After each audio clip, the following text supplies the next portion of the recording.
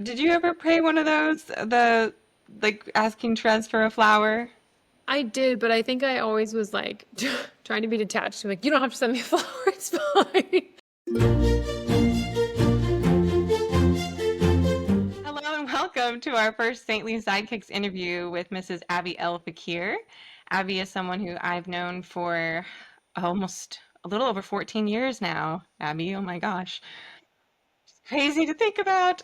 We roomed together in college the first year and the third and fourth year, right? Yeah, a couple of, yeah, exactly. Yeah, so she's a saint in the making for putting up with me all those years. But Abby, for those of the viewers that don't know you, can you tell us a little about yourself? Absolutely, yeah. So as Madeline mentioned, went to college together, and after that, I spent some time working in recruitment and just talent development, which I really enjoyed. And then about 5 years ago now, I met my now husband, and then we got married, and then I was able to stay home because we had twins within the first year of our being married, and then we had another little girl 20 months after that. So we have lots of little girls close together, which has been really a blessing, and lots of pink and tiaras and ballet slippers. But absolutely a huge blessing and such a privilege. So that's me. It's so funny because in college we used to talk about how you would have, or you wanted to have all the boys, and I wanted to have, I was I just wanted to telling have the somebody else, girls. and I was like, yeah, I definitely thought I was gonna have like five boys, and it was gonna be this, just like very masculine home because I think it's just I have all brothers, so growing up, I just was very familiar with that. So it's been a lot of growth area for me. To kind of really lean into my own femininity. But I think it's been a huge opportunity as well because it would have been perhaps more comfortable in some ways, but it's also just been that in that same way having all girls of like really having to learn how to, you know, communicate the feminine genius, reflect on the parts of myself that need to deepen or grow or leave some things behind as my journey of motherhood grows, especially as my daughters get older now. My oldest, I have twins, and they're three. They tell everyone they're gonna be four on their next birthday as if it's tomorrow, but they're not even 3.5 yet. But they're three. Um, but it's been fun. Even you were about to talk about saints, and it was really a huge. It was an opportunity to name our daughters because we really wanted to have names that were strong and feminine. But we're also after saints, and so we were able to incorporate some of those. And we'll talk more about the saints in a second. But it's been fun to include those strong feminine saints in our daughters' names. That's so awesome. And I didn't grow up with that. Like I didn't grow up with friends who were named after saints, and that was something that I only got introduced to really like I guess in college a little bit because we were Yeah. talking about like our future children and everything. But did you grow up with that? Were your friends like named after saints? We had a lot of Marys, and I think every Catholic Okay. circle does. A number of Marys, or Marias, those kind of variants. Not explicitly, I would say. I mean, and I think I was always a little disappointed that Abigail was just one of the many wives of Saint David or David, I guess Saint David. I don't call him. And so I remember as a kid being like, I need to. There's aspirations on me to become a saint because we need to like have a more contemporary woman who's named Abigail. So maybe there are, and I didn't do the research deeply enough. But I remember doing my confirmation saint research. That's actually how I came upon my patron saint of Saint Therese because they said, look up your own name saint. And I was like, this is not what I want to take as my confirmation saint. Saint Abigail is great though, if you're looking for a strong one. I think as an adult, I've come to appreciate her story more though. But yeah, just more Marys, I would say, in terms of saint names. But yeah, it's fun. I think there's also a lot more diversity in Catholic names these days. And I don't, Yeah. in terms of like, I know people who have like, Thaddeus or Xavier's or very dramatic, like, and so I feel like we have kind of the girl name wave of those coming out too. So, Hmm. we have some fun with like my one daughter's middle name is Lisieux. And that is, I feel like maybe a heavy cross on her to learn how to spell that, but it's also been fun to see how those names open up conversations. Absolutely. We had a priest one time, I won't say my daughter's name, but he said that her name was like almost too Catholic. And Yeah, we, my husband yeah, and I were like, oh, we didn't know we could do that, but that yeah. it is just very obviously like a Catholic name. Yeah, well, it's funny. We have a good friend of ours, and they just had their second child, and her name is very, very Catholic, and it's really beautiful and it's very unique. But I asked her, I was like, where was the inspiration for this name? And like, well, they liked the name, but they're also like, we wanted to have names that were almost because I'm like so Catholic that that you would always have to think twice about leaving the faith because your own name would kind of call you back to your faith, which it's true. I mean, it's important, but it was just kind of a funny thing to have crystallized it like that in the process of naming your child. So. I love that. That's so great. So, and you grew up kind of, I mean, you mentioned confirmation, and I went through confirmation, but Hmm. it's like it was such a vague memory for me at this point. Like I remember reading through like a book about saints and just picking Yeah. one, and they didn't really, at least my school that I did it through, they didn't really like guide us much beyond that. It was just like, okay, you're confirmed, there's your saint, Yeah. there you go. And I didn't really grow up learning about saints through my education, really. I went to a Catholic school, but they just weren't really mentioned. But did you get more introduction into that, or was that something that came later? It was all more self-motivated. So I was homeschooled. And I did my confirmation prep through our parish. And I think I pretty quickly had narrowed down my confirmation saint to Saint Therese of Lisieux. I just always have been drawn to her. And I remember seeing a Catholic, I think it was like a one woman show, production of her life and was just really moved by that. And it kind of opened up her little way. It's something that I found very important. But I remember just sitting in our chapel as a kid. God bless my mom. She used to bring us to adoration. We each had our own holy hour once a week. So she would shuttle us all there. And they had this really awesome, I think it was like a saint a day, or maybe it was a compilation of some sort of, it was either saint a day or all the saints kind of thing. And I remember just flipping through it and reading the different lives of the saints because I just found it really interesting. And I still I have multiple books of saints around our house just because I love that, whether it's because of the artwork or just, learning about people's lives that were real. They really lived. And there's something incredible about realizing the completeness of a person and the journey that comes with them. But yeah, so I think it was more, I was just very interested in the saints. And so I would just like to flip through those. So I think, I yeah, it love wasn't, that. I just enjoyed doing it as part of my day to day or my weekly prayer time. That's so wonderful. I love that it was self-motivated, and I see that in my own kids. They're, young still for developing that interest, but they like really have gone through a phase of just like wanting to know more about them. And I think it's because of Yeah. what you said. They're real people, and it's a little Yeah. more relatable than, a God that we can't see and a Jesus that's, a man. At least for my Yeah. daughter, I think it helps her to relate to different women, that Yeah, exactly. have different stories, and I love that so much. And so you mentioned Saint Therese of Lisieux. Is she Yeah. kind of your go-to usually? Yeah, and I think in some ways too, I was kind of in preparation for chatting with you. I was thinking more about that, and I feel like I go through seasons where I'm like closer to her as a spiritual sister. And other times it's more just like goals. But I remember reading her story of a soul as a younger, I was probably 14 or 15. It was for confirmation, and it was very like, wow, she's really holy. And I think, she's very honest about her own experiences. And now having a daughter who's also very passionate and all, I sometimes resonate with her mother's take on things a little bit, where it's like, I think I have a quote on my refrigerator. It's like, if this continues, it's only noon, and if it continues, I'll be dead by bedtime, kind of thing. Just like dealing with like a really fiery, strong-willed child. And to be with saints. So it's a good reminder both as the child and the parent, I think that paradigm. But yeah, I've always loved Saint Therese. I think one thing that always really deeply resonated with me was that she wanted to be like Saint Joan of Arc. I mean, she wrote plays when she was a nun about, and she would act in them. She would dress up in armor as a nun. It was always really compelling because she loved that sense of like going out and being a missionary and going out and doing heroic things for the Lord.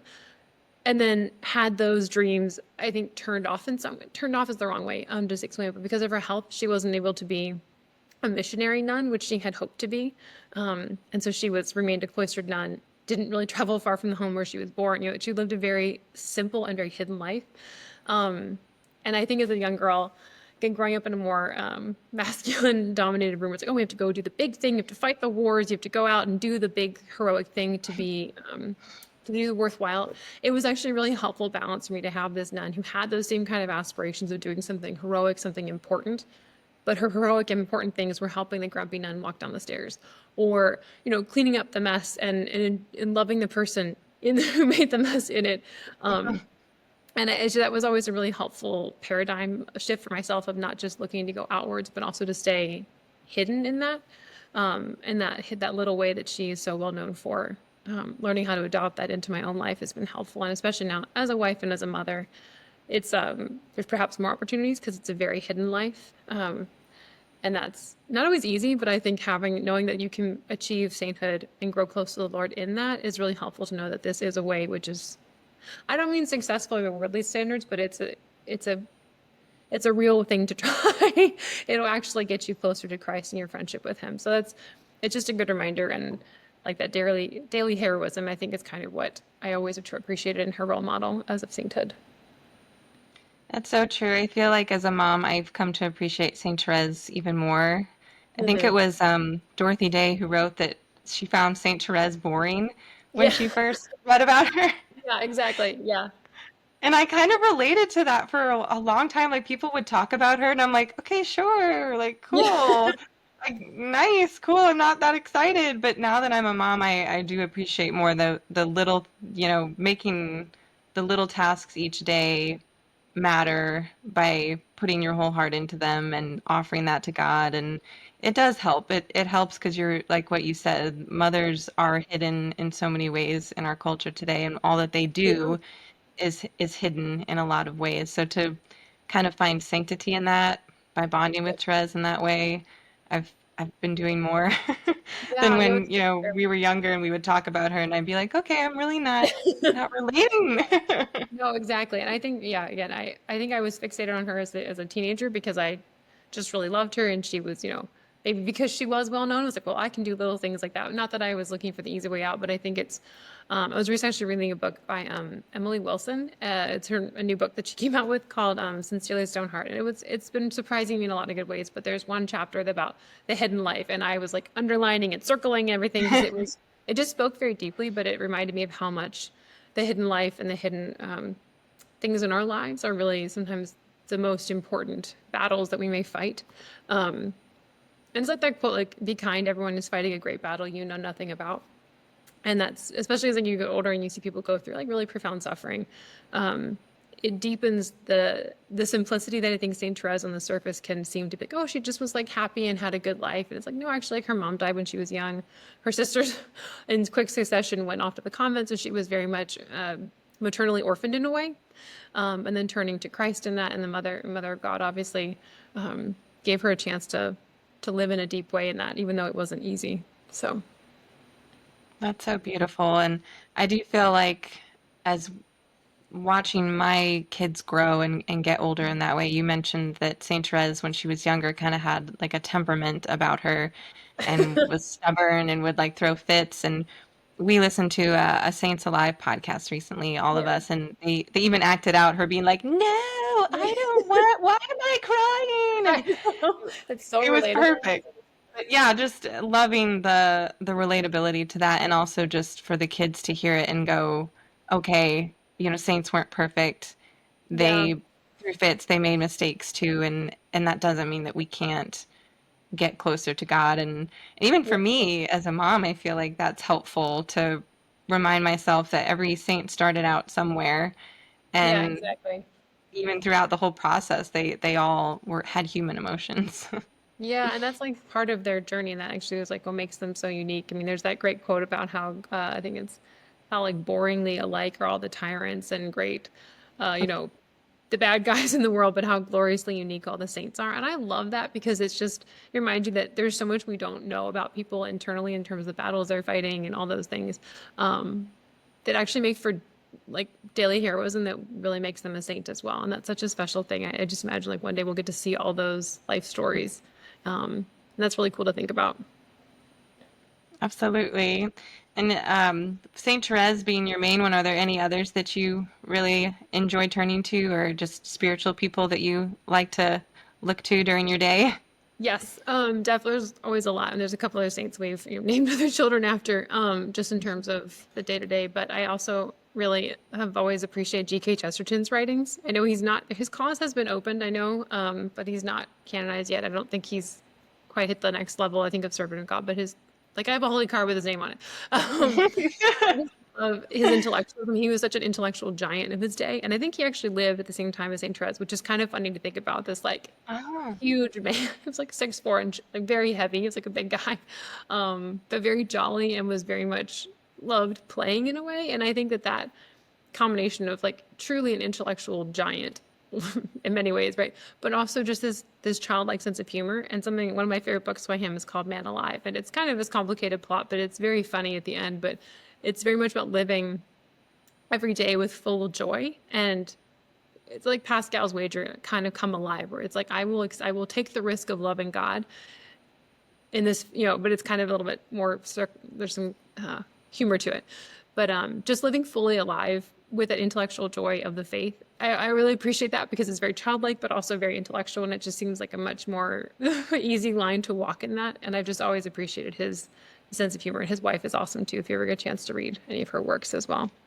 Oh, I So, didn't realize that. My dad's a big fan of Chesterton and he likes quoting yeah. him, and I feel like he is kind of an accessible person for a lot of people, Yeah. mainly because he was just such a man of the world in a lot of ways. Like he wasn't a nun or a priest, Yeah. which sometimes for some people it's like, oh, I can't relate to that. And Exactly. I Yeah. think that's why my dad anyway, and he also likes what you mentioned, the intellectual side of things, and that Yeah, he was exactly. like a big thinker.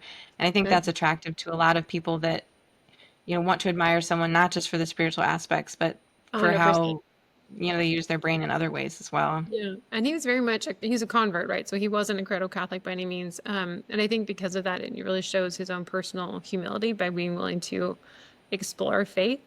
Um, Yeah. like I'm pretty sure he actually started out agnostic and then kind of made a trek through like this, I guess Anglican because he was in England, and then they became Catholic. But did that with his wife actually, which is super cool. Their story is just really incredible. But yeah, again, G.K. Chester is just I'm a big fan. So I like to think that they're both Saint Therese and G.K. Chesterton have like had good conversations in heaven, but who knows? So And so I had no idea that they lived kind of during the same time period. I guess it should have I'm pretty clicked, sure but I have to yeah. double check exactly because I think he passed away. He was much older. I think he was like in his 60s. And obviously Saint Therese passed away when she was in her early 20s. So I think the overlap might have been smaller, but I'm pretty sure they both lived at the same time for, it's like end of 1800s, early 1900s kind of time. So yeah. I love the juxtaposition between the two saints that you bond with because Saint Therese is such a like gentle, hidden flower, and then G.K. Chesterton is kind of this rough, huge man, but an intellectual that you can still relate to. And that's just Yeah. so, I love that you can pull from both of those people. And I mean, I Thank just you. love that there's aspects of both of them that are so true and good for you. And I think Yeah. that's one of the arguments for the saints, because I think a lot of people will say, well, why not just pray to God, or, why not Yeah. just turn to Jesus? Why do you need all these extras? And Yeah, I it's know. for It's reasons fair. like this, you're pulling from two people for completely different reasons, but they fill your Yeah. cup and they show you different ways to live better and to draw yourself closer to God. And Yeah, I exactly. remember, oh, sorry, go ahead. No, no, no. I was agreeing with you. I mean, I think it's trying to explain that to my children of like why we ask the saints for, we do like intercessions at the even at the end of our prayers at nighttime, and they add any saint in there. They'll sometimes try to throw in people like our dog, like you pray for someone. Well, that's the person who's in, who's in heaven, or like someone who we're pretty certain is with the Lord that we can ask for their intercession. But trying to explain that to them of like, these are Jesus's friends who are with him, and we want to ask them, to pray with us. It's been kind of helpful to have to re-explain that in a very simple way because then it makes me more convicted about the intercession of the saints and why we do it to begin with. It's not just because somebody said so, but because these are friends of ours who have gone before us in faith and we get to learn from them as well. I love that. I love that when you have kids, and even just when you're trying to explain, like maybe to somebody that isn't Yeah. a Catholic, that you do have to simplify it, and then you really have to look at yourself and recognize, why do I believe this, and Yeah, where's exactly. the truth in it? Not just because I was raised that way, but there is like these really beautiful truths to these things, and even just all the miracles of Saint Therese and all the flowers that she sends to people. Hmm. And I don't know if I guess I wasn't praying, or maybe it was. I was praying some novena, and it must have been to Saint Therese because I was asking for a rose. So it must have Yeah. been. This was Yeah. back when I was like discerning if I was supposed to marry my husband, and send me a rose if I'm supposed to marry this guy. And my roommate at the time, Lizzie, she had like cut I think it was lettuce or cauliflower or something. I don't know if you Yeah. remember this, but she had cut Vaguely, like yeah. the bottom of it, Oh, and it that's was white. and it was like in the shape of a rose, and I hadn't told her I was praying this novena, and she handed it to like directly to me and was like, "Doesn't this look like a white rose?" And I just started freaking out. And I was like, "That's my rose."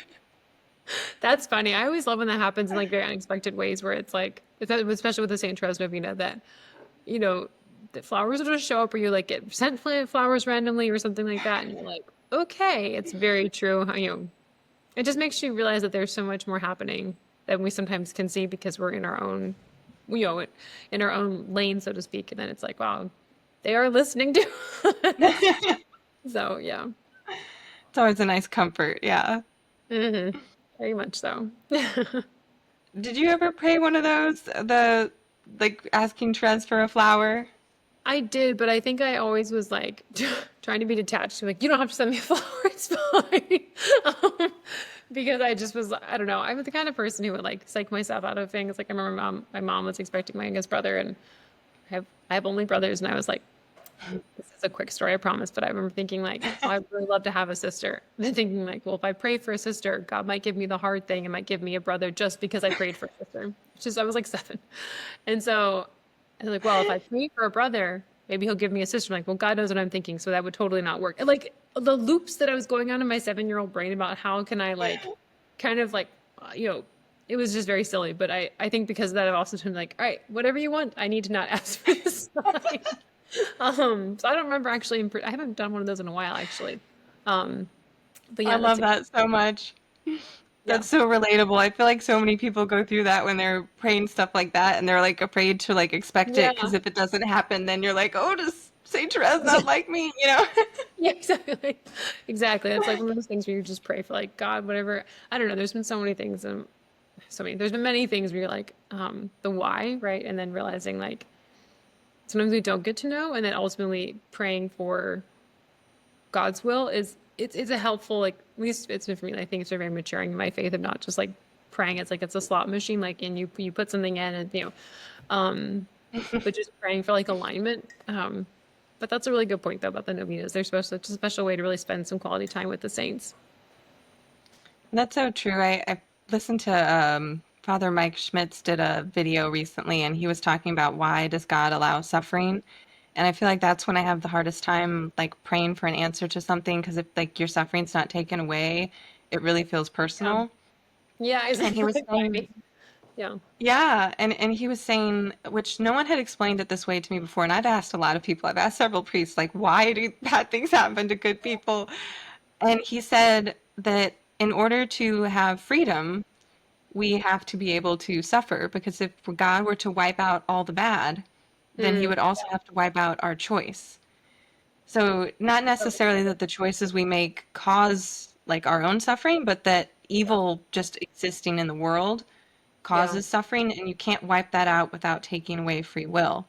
And so, in a way, allowing evil and suffering to exist is a loving gesture of God because without it, we would just be, no free will, not making any choices, and then consequently unable to love Him such a good because love point. is Yeah, a choice.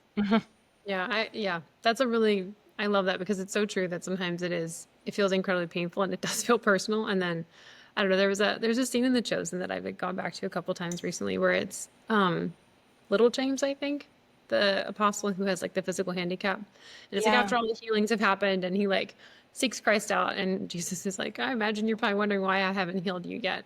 And it's really emotional because I think especially if you're in the middle of a difficult season, it just feels like you were speaking to Christ and he's like, well, do you want me to heal you? And James is like, of course I do. You know, that would be such a gift. And I'd be able to serve you so much better because I could keep up with everyone, all those things.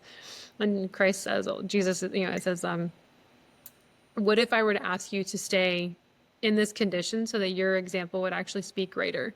And it's like that because then he's also the explanation is like he's going out and healing other people, but he himself is still physically handicapped, and that witness of his own willingness to carry on and out of love is like so touching. And exactly what you're saying, where it's a choice as opposed to just being like prosperity gospel kind of stuff. Like if it's only you're only loved if good things happen to you. So.